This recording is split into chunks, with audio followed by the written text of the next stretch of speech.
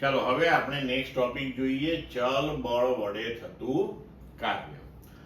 હવે આપણે અહીંયા જે કાર્યની વ્યાખ્યા આપી કે W બરાબર એફ ડી કોસ થીટા અથવા તો W બરાબર સદિશ એફ ડોટ સદિશ ડી.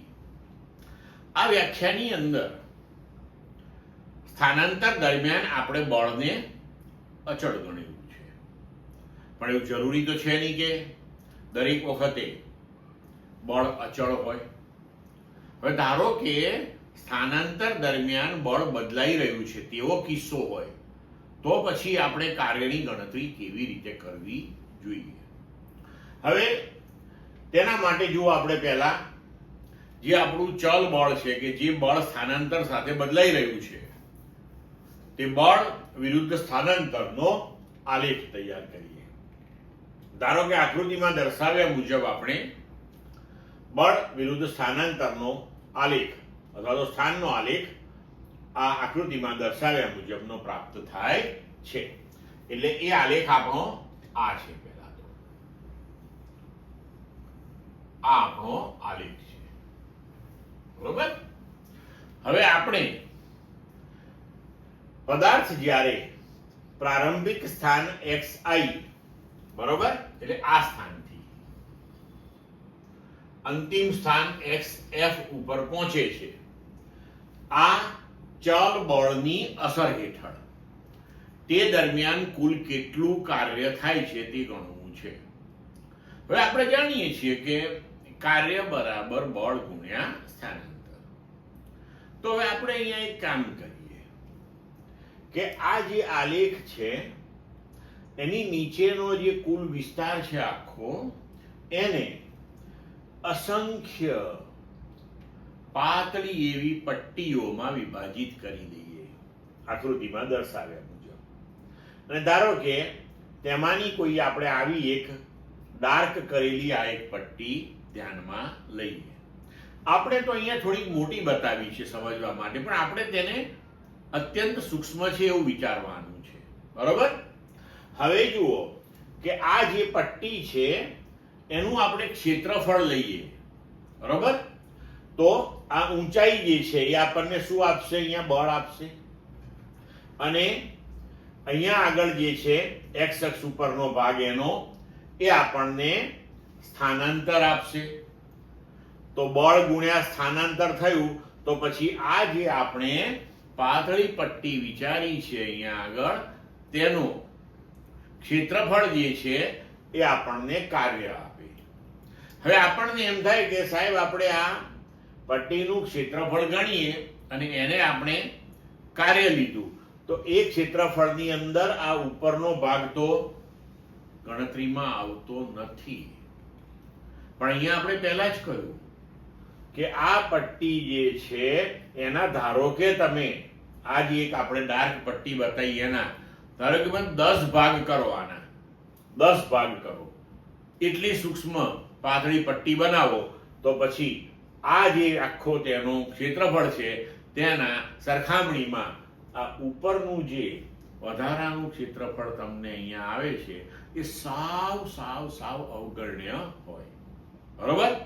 તો આપણે અહીંયા આગળ હવે સ્થાનાંતર ડેલ્ટા x અત્યંત સૂક્ષ્મ લઈએ તો એ સૂક્ષ્મ સ્થાનાંતર દરમિયાન બળને તમે લગભગ અચળ ગણી શકો અને સાદી રીતે બળ ગુણ્યા સ્થાનાંતર કરીને તમે કાર્ય ગણી શકો, બરોબર. ખૂબ સરળ થઈ ગઈ વસ્તુ.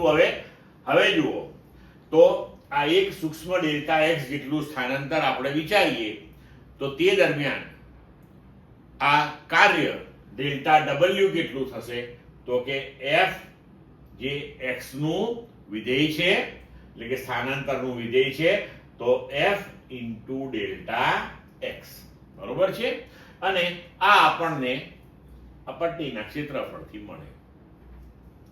તો હવે જો આપણે સમગ્ર સ્થાનાંતર xi થી xf સુધી જે પદાર્થે સ્થાનાંતર કર્યું તે દરમિયાનનું કુલ કાર્ય આ ચલ બળની અસર હેઠળ કેટલું થયું એ જો હવે ગણવું હોય તો આપણને સમજ પડી ગઈ કે આપણે આ જે આખો વિસ્તાર છે આલેખની નીચેનો અથવા તો આલેખે એક્સ અક્ષ સાથે આંતરેલું જે ક્ષેત્રફળ છે એ સમગ્ર ક્ષેત્રફળને આવી અનેક સૂક્ષ્મ પટ્ટીઓમાં વિભાજિત કરી દઈએ. એટલે કે આપણે xi થી xf જે છે ત્યાં સુધી અત્યંત સૂક્ષ્મ સૂક્ષ્મ સૂક્ષ્મ સૂક્ષ્મ સૂક્ષ્મ સૂક્ષ્મ સ્થાનાંતરો લેતા જઈએ અને પ્રત્યેક સૂક્ષ્મ સ્થાનાંતર દરમિયાન આપણે બળને અચળ ગણી શકીએ છીએ. તો એ પ્રત્યેક સૂક્ષ્મ સ્થાનાંતર માટે જો આપણે કાર્ય ગણતા જઈએ ને પછી એ બધા જ કાર્યોનો સરવાળો કરીએ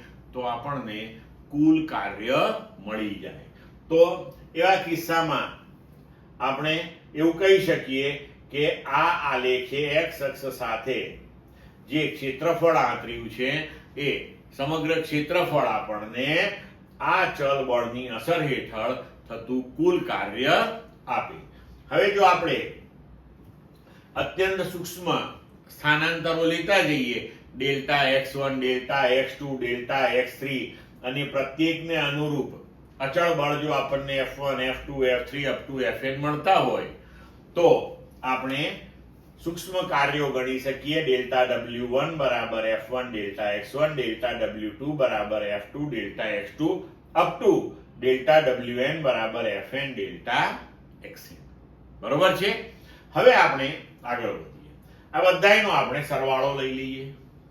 તો સિગ્મા ક્યાંથી ક્યાં સુધી સરવાળો કરવાનો છે આ સ્થાનાંતરોનો xi થી xf સુધી. એટલે આપણે લિમિટ લઈ લીધી એની. બરોબર. આને શું કહેવાય? લિમિટ કહેવાય. તો fx ડેલ્ટા x. બરોબર છે. હવે આ સ્થાનાંતર અત્યંત સૂક્ષ્મ એટલે કે શૂન્યની નજીક લેવામાં આવે છે. બરોબર છે. હવે અહીંયા છે ને એક બહુ જ અગત્યની વસ્તુ પાછી આવે છે. બરોબર. શું કે આપણે અત્યંત સૂક્ષ્મ સૂક્ષ્મ સૂક્ષ્મ સૂક્ષ્મ એવી પટ્ટીઓ લેતા જઈએ અને તેના વિસ્તાર એટલે કે તેના ક્ષેત્રફળો શોધતા જઈએ. એટલે કે સ્થાનાંતરને સૂક્ષ્મ સૂક્ષ્મ સૂક્ષ્મ લેવાનું. તો સૂક્ષ્મ એટલે કેટલું સૂક્ષ્મ પાછું? બરોબર છે. તો કે અત્યંત સૂક્ષ્મ એટલે શૂન્યની નજીક લેવાનું. બરોબર છે. એટલે આપણે લખી શકીએ કે limit delta T tends to 0 આવું આપણે વિકલનની અંદર કરતા હતા. બરોબર છે. હવે અહીંયા આગળ આમ જોવા જઈએ તો અત્યંત સૂક્ષ્મ સૂક્ષ્મ સૂક્ષ્મ ને અનુરૂપ આવી રીતના કાર્યો ગણીને પછી તેનો સરવાળો કરીએ ત્યારે કુલ કાર્ય મળે. તો પ્રેક્ટિકલી આ પદ્ધતિ કંઈ કામ લાગે એવી લાગતી નથી. આના માટે આપણે કંઈક બીજી ટેકનિક વિચારવી પડે. બરોબર. તો અહીં આપણને ગણિત મદદમાં આવ્યું. જેમ આગળ ઉપર આપણે વિકલન ભણ્યા હતા એવી જ રીતે અહીંયા આગળ હવે આવા અત્યંત સૂક્ષ્મ સૂક્ષ્મ સૂક્ષ્મ સૂક્ષ્મ સ્થાનાંતરોને અનુરૂપ જે કાર્યો ગણીને એના સરવાળા લીધા તો તેમાં જો આપણે સ્થાનાંતર એની limit delta x tends to 0 લઈએ તો આવા કિસ્સામાં આપણે આ સરવાળો જે છે એ સરવાળાને સંકલનના સ્વરૂપે રજૂ કરી શકીએ. તો w બરાબર આ સંકલનની સંજ્ઞા છે. ક્યાંથી ક્યાં સુધી લેવાનું? તો xi થી xf. xi ને લોઅર લિમિટ એટલે નીચેનું લક્ષ કહેવાય, આ ઉપરનું લક્ષ xf f dx.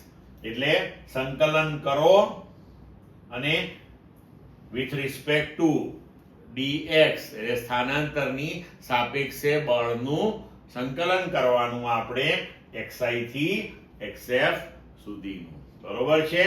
તો હવે આને તમે ઇન જનરલ w બરાબર f ડોટ dr r1 થી r2 આ રીતે પણ લખી શકો. પણ હવે અહીંયા પાછો આપણા માટે પ્રશ્ન એ આવે સંકલન કરવું કેવી રીતે? બરોબર. જેમ આગળ વિકલનમાં આપણે આ જ વસ્તુ ભણ્યા હતા. તો હવે અહીંયા ખાસ ધ્યાન રાખો કે સંકલન કેવી રીતે કરવાનું છે. તો એની આપણે એક પદ્ધતિ સમજીએ. બરોબર છે કે સંકલન જે છે એ કોઈ પણનું કેવી રીતે કરાય. પણ જ્યારે આપણે વિકલન ભણ્યા ત્યારે આપણે જોયું હતું કે સ્થાનાંતરનું સમયની સાપેક્ષનું વિકલન એ આપણને વેગ આપે છે. તો ત્યારે આપણે આ વસ્તુ સમજ્યા હતા કે સ્થાનાંતર અને સમય એનો જે સંબંધ છે એ તમને આપેલો હોય હંમેશા. એ તમારે શોધવાનો હોય કે એવું કઈ જરૂર નથી. તમારે એ ચિંતા કરવાની નથી. તો તેવી જ રીતે અહીંયા પણ જ્યારે સંકલન કરવાની વાત આવશે ત્યારે બળ અને સ્થાનાંતરનો જે સંબંધ છે એ તમને હંમેશા આપેલો હોય. બરોબર છે? હવે અગત્યની વસ્તુ એ છે કે સંકલન કરવું કેવી રીતે. તો હવે આના પછીના ટોપિકમાં આપણે એ સમજીશું. ક્લિયર મિત્રો?